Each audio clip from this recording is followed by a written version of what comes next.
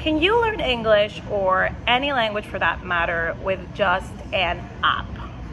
Well, I think by the title of this video, you can already know my opinion, but you're gonna wanna stay and watch the entire thing because I'm not only gonna give you reasons on why apps are not enough for your learning journey, but I'm also gonna give you some bonus tips in case you're already using apps to learn the language.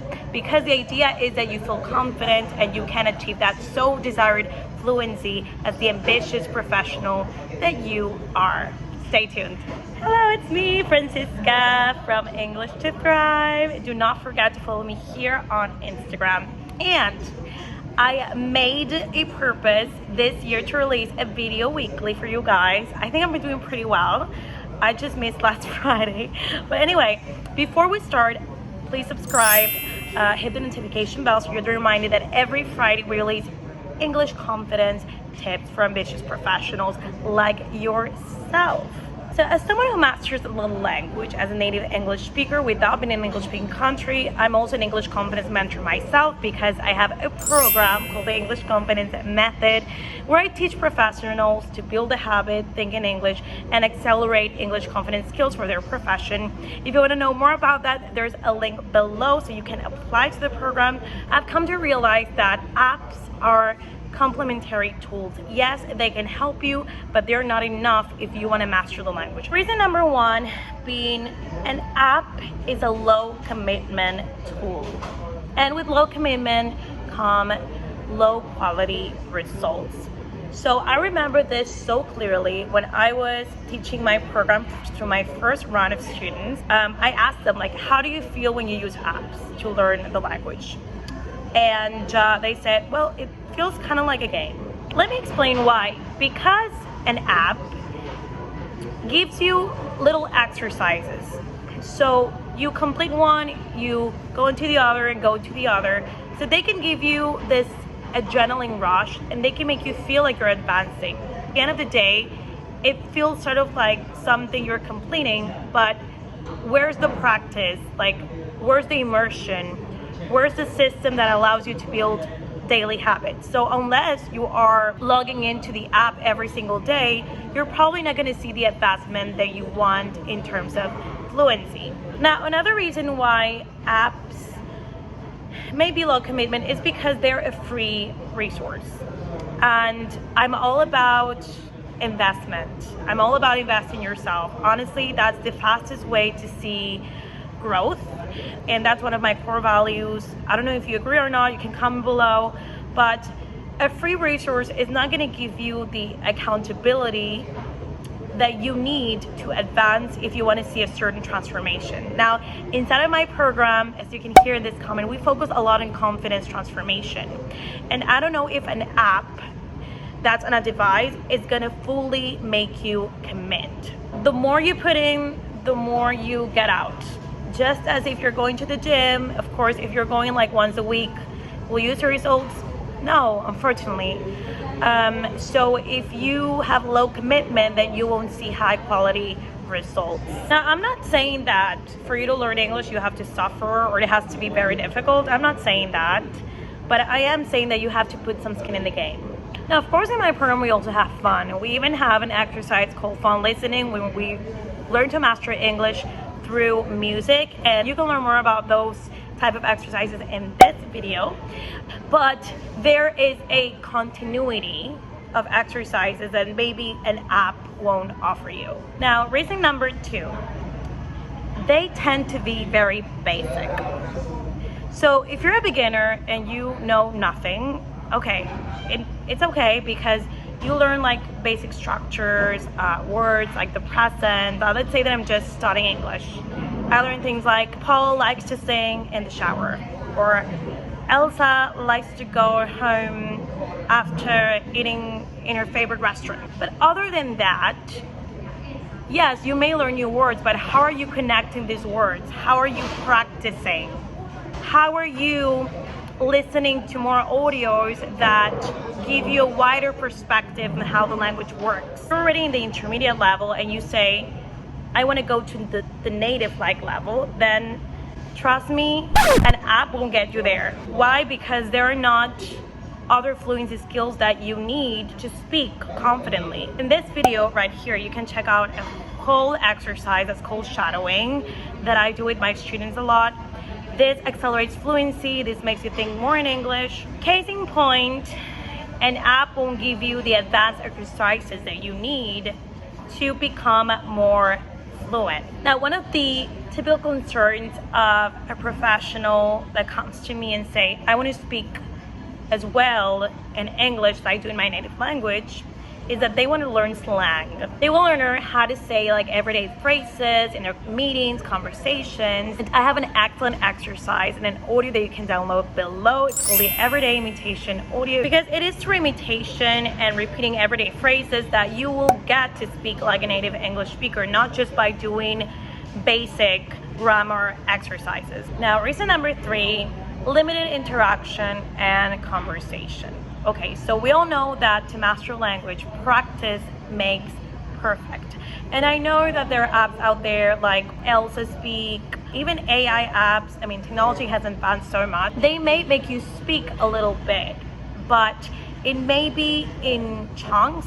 And to master language, you need real-time conversation and practice. You have to remember that to become a fluent speaker, verbal communication is not the only thing that matters. You also have to keep in mind the non-verbal communication aspect and the confidence aspect as well. And an app will be limiting itself to give you maybe some feedback on how you're pronouncing and all of that. Talking about pronunciation, I just did a whole training on pronunciation. You can check out right here with valuable tips to pronounce like a native English speaker. But again, you probably will be isolated. You won't feel like you have someone to practice with. Now, in my program, it's true. I'm all about practicing English on your own. I teach my students not to depend on someone else to increase their fluency, because you're not always going to have someone. And inside of my program, we also have like speaking buddies, we have a community, we have weekly coaching calls where you can come and practice with the founder, myself. And again, week by week, this adds to your practice repertoire, and this sums up for you to become a more fluent speaker. Now, with an app, you probably won't have a community, and you probably won't have that conversation that will get your creative juices going. Because remember, fluency is not all about repeating words, but it's also about you being able to speak about any topic that you want. Let's say that I talk about free market or women's rights. The idea is that you speak about those topics as well. And in an app, topics can be very basic, and again, they can only focus on limited phrases and vocabulary exercises. Now, reason number 4, and this goes in line with number 1, I guess, with the low commitment, is the lack of accountability and personalized feedback. As you know, to master language, you need to be committed. You need to put time. So forget about the phrase, I don't have time. That's like, what's the opposite of something being music to your ears? Whenever a professional says this to me, I'm like, okay, you're not gonna get very far, because obviously you need to put time to advance in your English confidence journey. But anyway, this is why an app may be a tool that won't give you enough accountability. Now, accountability is something you receive in a coaching program. That's why people hire coaches, because they feel like they cannot do this by your own, that they need a plan, that they need a step-by-step process, and all of that, again, you can find inside of the English Confidence Method. I'm happy for you to book a call. We can have a chat and we can see if you're a fit. We have spots left still for this month, so do not be shy and book it. Now, I know that apart from the time, apart from the accountability, many students say, I want feedback. I don't know if I make mistakes. I want someone to correct me. And that is why an app, although it may give you personalized feedback at that moment, it won't give you the emotional aspect that you need, because learning is an emotional journey. I mean, whether you like it or not, if you are learning a skill, you need support. Like, you need someone that tells you keep going, or you're doing this wrong, or like you need to put time, or you need to be doing this exercise a little better, or like, how are you doing? And that's something that an app cannot give you. An app cannot give you the emotional support that a coach can give you. And also like the personalized feedback. Maybe like you record an audio and the coach says, not only pronunciation wise, okay, you may be like pronouncing this better because an app can give you that, but maybe the pitch is not that well, or maybe you're sounding a little bit robotic, or maybe you should cut like the pace a little bit, you're sounding a little bit nervous, and all those tools that again a human can give you but an app can't. Now, talking about personalized feedback, the confidence aspect is something that I stress a lot in my program. I want my students to feel so confident, because second language acquisition is not something that's natural for everyone, right? Especially when we're used to thinking in our native language. And so the confidence to go into a meeting and speaking and talking, even with like mistakes, that's very courageous, and that's a skill that you can only learn through stepping out of the comfort zone. And stepping out of the comfort zone again comes with you being in a coaching program more than you just doing exercises in an app. Now, before I reveal the last tip and then the bonus tips for my app users, the ones that are using apps, do not worry, I'll give you some tips that will help you capitalize on your learning journey on an app the best way possible. But let me know below, are you using an app? Are you surprised at all these comments? Do you agree? Do you disagree? Maybe you're learning English just fine with an app. Again, I'm not saying that they're not useful. I'm just saying that they're a tool. They're not the complete sphere of learning that you need to master the language. But comment below. Okay, I think this fifth reason may surprise you, but it is that an app lacks the cultural context and immersion that you need to learn a language. Instead of the English confidence method, we have a whole module that's to prepare you culturally, because a language is not only words, but it is also culture. It's also mindset.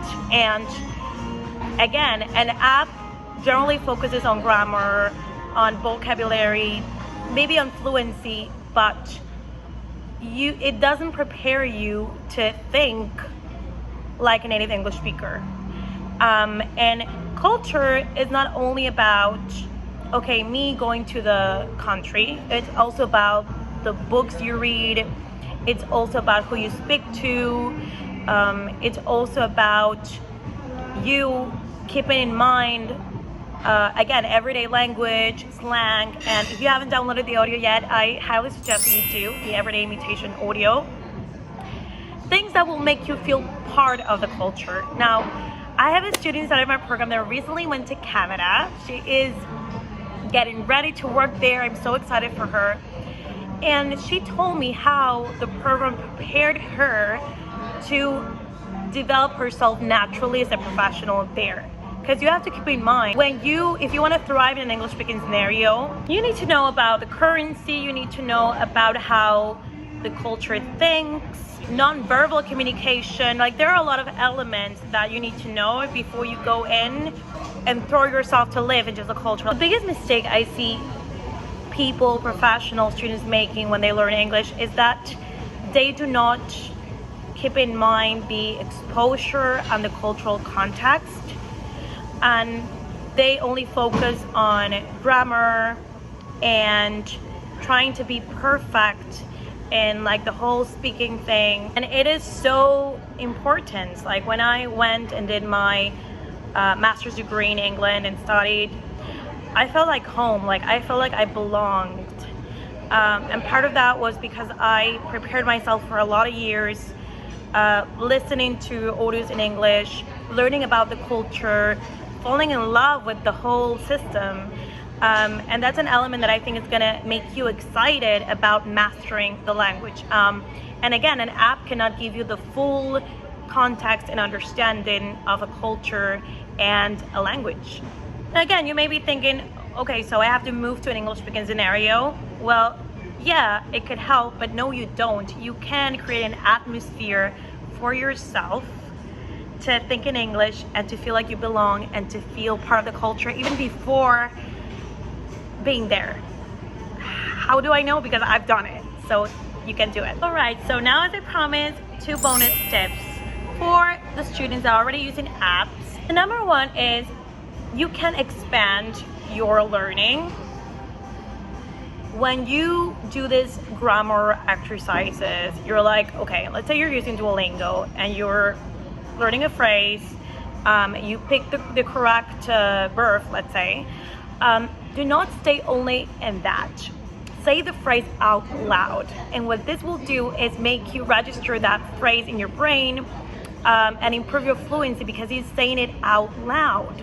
So let's say that it's a phrase like, I am going to the park. Okay, say it.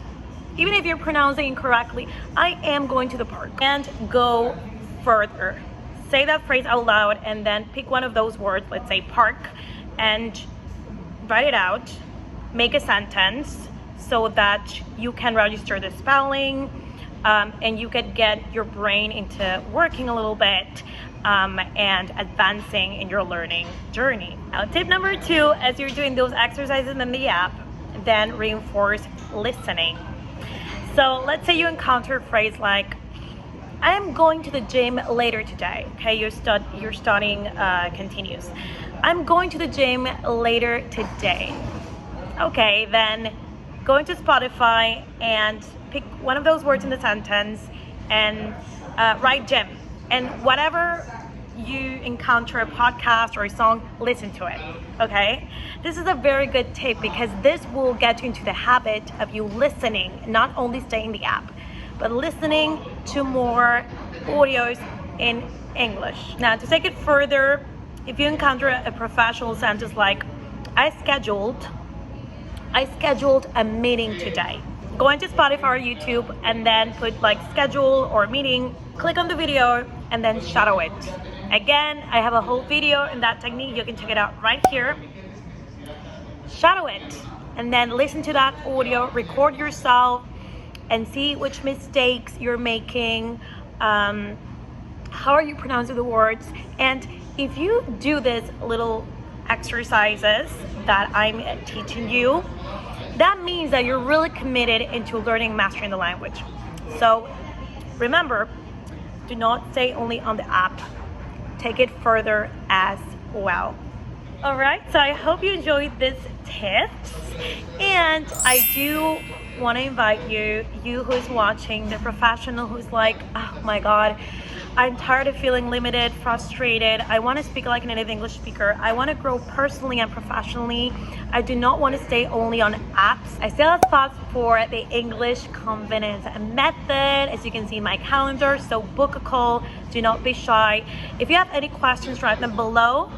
And I'll make sure that I also send you my free English confidence training where I teach the step-by-step on the techniques that I use to capitalize on mind-blowing career opportunities in English, feeling both fluent and confident. So comment below and also book a call in the link below.